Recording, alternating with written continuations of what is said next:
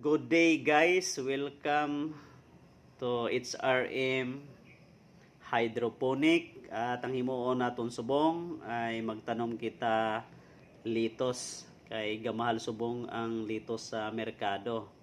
Kaya para makatipid tayo kay affected gid sang pagbugas ang usok ang mga litos sa kanlaon. Tudlo ko sa inyo ang step by step proseso ng pagtanom sang litos at titiyakin natin na mabuhi siya at makabenefits kita. Ang una ay nakabakal ako kukupit sa Shopee mga 10 kilos.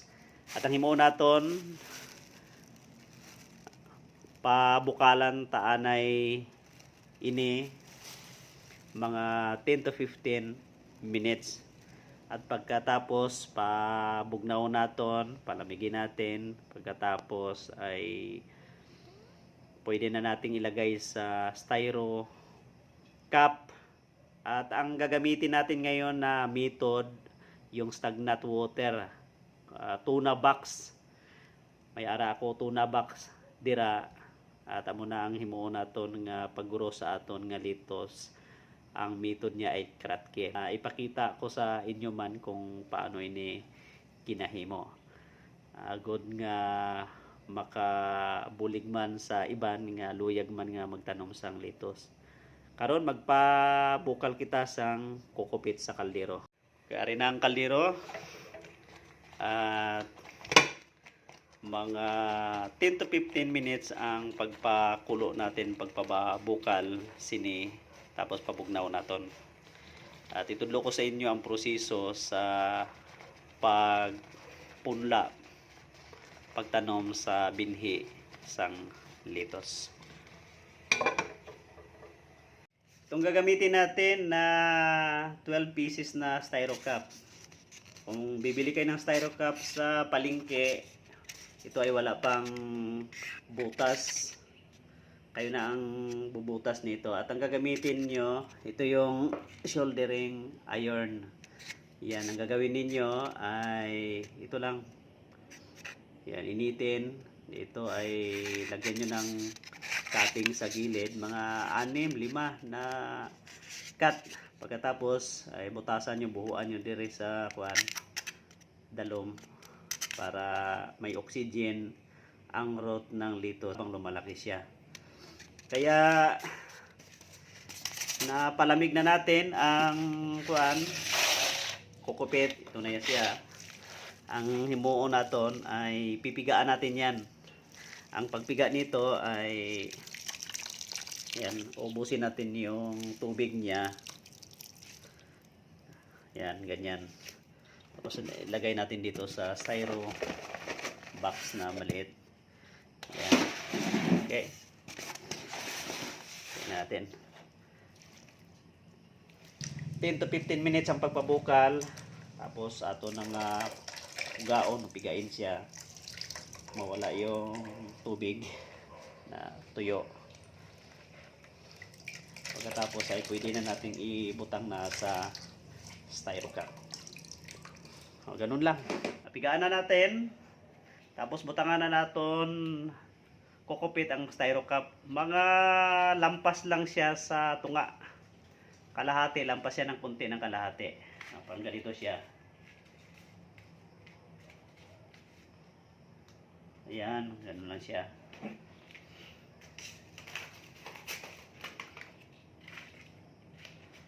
Huwag nating punuin ang styro cup para kapag lumaki siya ay hindi siya madaling mabali.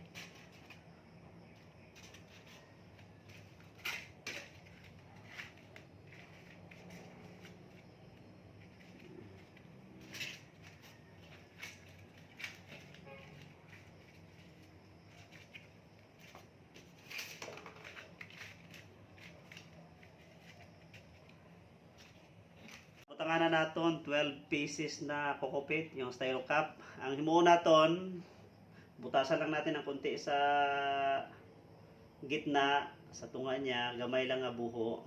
Yan. para kay ilagay natin dito yung butil ng lettuce. Yan, ganun lang. Tapos huwag nating ibaon masyado ang stick. Ang gamito nako nga lettuce, itong Concord na half grain at half red. Kapag lumaki siya, mix na green at red, napakaganda nito, at kapag malaki, napakasarap nitong gamitin sa salad. Itong pelletized ay halos 100% siya ang germination rate nito. Kaya itanim na natin ngayon. Pag tanim, butang lang sa tunga.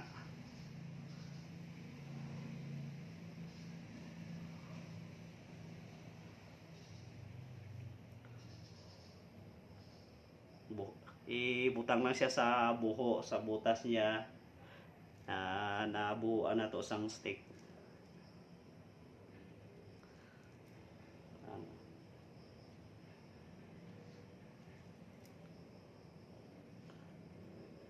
Okay.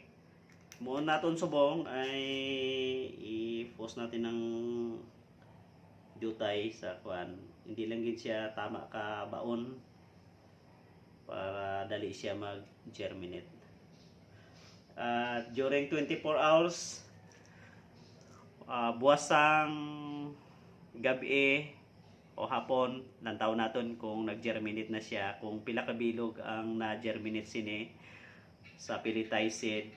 Kung 100% siya, mas maganda.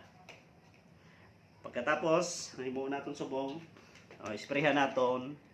Ano siya, tubig lang, tap water lang. Sprayhan naton para dali siya mag-germinate. Habang may moist siya, halin sa water, dali siya mag-germinate. At kapag nag-germinate na siya, may process ito na ituturo ko sa inyo pagkatapos ng aton pagpunla subong nga hapon. Pagkatapos naton ma-sprayhan may moist na siya. Takloban naton.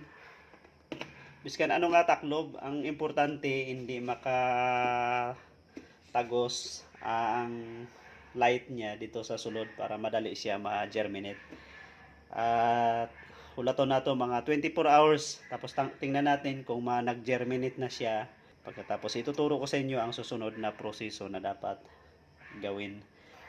See you tomorrow.